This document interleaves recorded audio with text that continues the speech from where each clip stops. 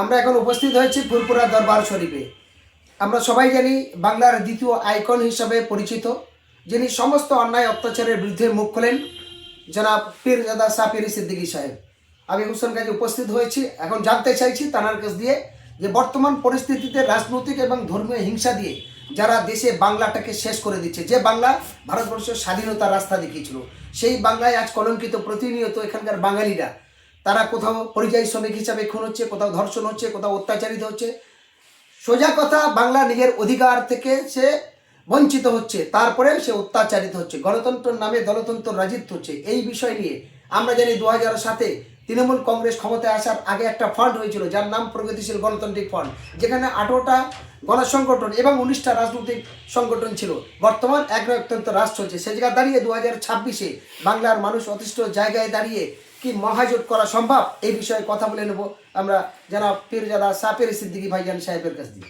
দেখুন, সব থেকে বড় জিনিস হচ্ছে কেন্দ্র সরকার, এই বিজেপি 2014 সালে যখন মাসনাদে বসেছে, তারপর থেকে নিয়ে আজ পর্যন্ত শুধু ভারতবর্ষ বলে নয়, প্রত্যেকটা ভারতের রাজ্যে যে হিন্দু মুসলমানের একতা, ঐক্য, ভ্রাতৃত্ব, ভালোবাসা ধ্বংস হচ্ছে, তার সাথে সাথে আজকে জনগণও আমরা গরিবের দিকে আমরা নেমে যাচ্ছি।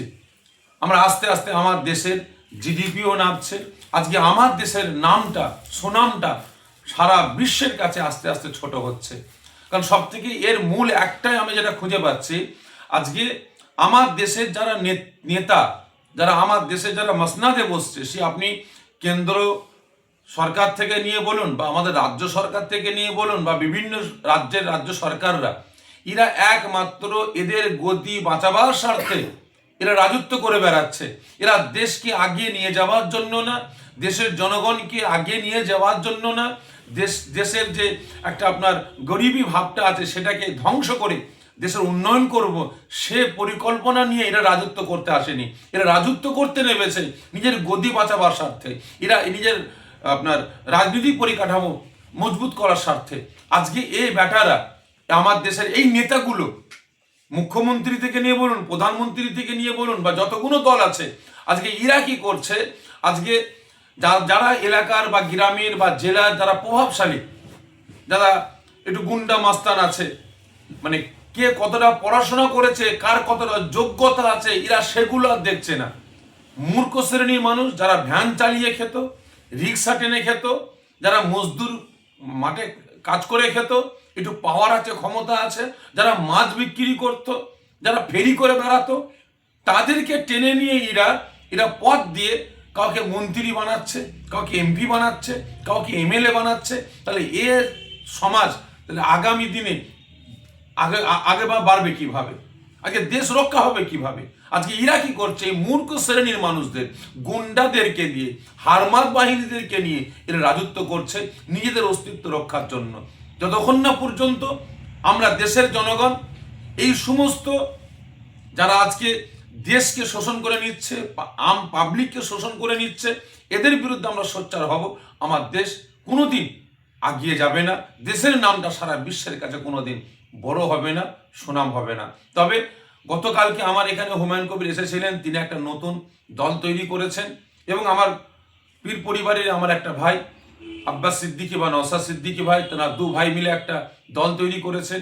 এবং আরও যে সমস্ত দলগুলো আছে, সিপিএম থেকে নিয়ে বলুন, কংগ্রেস থেকে নিয়ে বলুন, মিম থেকে নিয়ে বলুন, আরও যে সকল ছোট ছোট দল আছে, আমি প্রত্যেকটা দলের কাছে আমি আহ্বান করেছি। গতকালকে হুমায়ুন কবির এসেছিলেন, তিনার কাছেও আমি জানিয়েছি, বা আমি আইএসএফের যে এখন চেয়ারম্যান আছেন নওশাদ সিদ্দিকী, তিনাকেও জানিয়েছি যে আমার দেশে, বিশেষ করে আমার রাজ্যে, যে বিজেপি নামক যে একটা কালো ছাওয়া আসতে লেগেছে, হিন্দু মুসলমানের ঐক্য, ভ্রাতৃত্ব, ভালোবাসা নষ্ট করার জন্য, আম জনতাকে শোষণ করার জন্য, বিশেষ করে সংখ্যালঘু সম্প্রদায়গুলোকে আজকে গোলাম বানাবার স্বার্থে যে একটা কালো ছাওয়া আসতে লেগেছে, এই কালো ছাওয়াটাকে তাড়াতে গেলে তাহলে প্রত্যেকটা রাজনীতির দলকে ঐক্যবদ্ধ হতে হবে, এবং প্রত্যেককে ঐক্য হয়ে জোট বেঁধে এদের বিরুদ্ধে রাস্তায় নামতে হবে, আন্দোলন করতে হবে, ভোটে দাঁড়াতে হবে।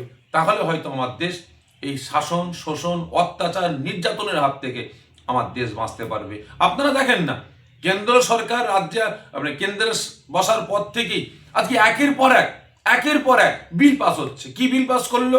নোটবন্দি করতে হবে।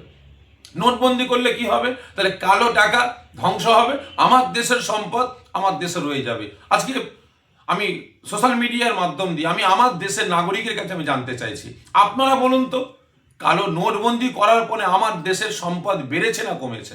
আরো ধ্বংস হয়েছে। তারপরে করলো কি? জিএসটি। এই যে জিএসটিটা মানে করার ফলে আমার দেশে যে সমস্ত ছোট ছোট ক্ষুদ্র ব্যবসায়ী ছিল, আজকে ছোট ছোট ক্ষুদ্র ব্যবসায়ীগুলো আজকে ধ্বংস হয়ে গেছে, বন্ধের মুখে চলে গেছে। তারপরে এখন নতুন করে শুরু হয়েছে বাংলাদেশি ঘোষপেটিয়া, তারাও মায়ানমারের ঘোষপেটিয়া, তারাও নাম করে এখন করলো কি এসআইআর। এই এসআইআর কে কেন্দ্র করে আজকে একের পর এক আমার দেশের জনগণের ট্যাঙ্ক খালি হচ্ছে, পকেট খালি হচ্ছে। জানি না, আপনারা সোশ্যাল মিডিয়ার মাধ্যমে আমি প্রত্যেকটা পাবলিকের কাছে আমি জানতে চাইছি, আপনারা হিসাব করুন। আপনার নামের একটা অক্ষর ভুল, সেই অক্ষরটা সংশোধন করতে গেলে আপনার ট্যাগ থেকে যাচ্ছে ক টাকা। আধারের লিঙ্ক, প্যানের লিঙ্ক, রেশন কার্ডের লিঙ্ক, ওর লিঙ্ক করতে গেলে আপনার কত টাকা আপনার কাছ থেকে যাচ্ছে। এখন প্যান কার্ডের লিঙ্ক করতে গেলে সরকার নিচ্ছে 1000 টাকা।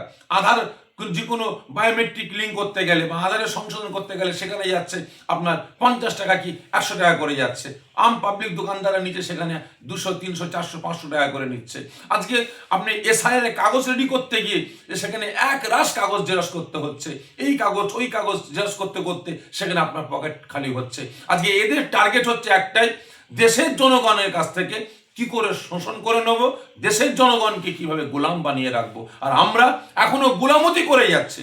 আমি বলছি হ্যাঁ, আমরা দেশের জনগণ এখন এই সমস্ত মানুষদের, এই দেশদ্রোহীদের, সংবিধান আপনার বিরোধীদের আমরা গোলামতি করে যাচ্ছি। এরা যা বলছে ওট, আমরা উঠছি, বসছি, আবার বলছে শুচ্ছি, আবার বলছে দাঁড়াচ্ছি। যদি আমরা দেশের জনগণ এই সমস্ত দেশদ্রোহীদের বিরুদ্ধে, সংবিধান বিরোধীদের বিরুদ্ধে আমরা যদি গণ আন্দোলন করে না উঠতে পারি, যদি রাস্তায় না নামতে পারি, তাহলে আগামী দিন আমাদের পরের প্রজন্ম এরা চাকরি বাকরি, কাজ কারবার, ব্যবসা বাণিজ্য থেকে এরা সব দিক থেকে বঞ্চিত হবে। আগামী দিন আমাদের পরের প্রজন্ম এরা হাতে বাটি নিয়ে মানুষের দরে দরে ভিক্ষা করে খাবে। অসংখ্য ধন্যবাদ। অফিসের নিয়ে বলুন। এটা কাটেন।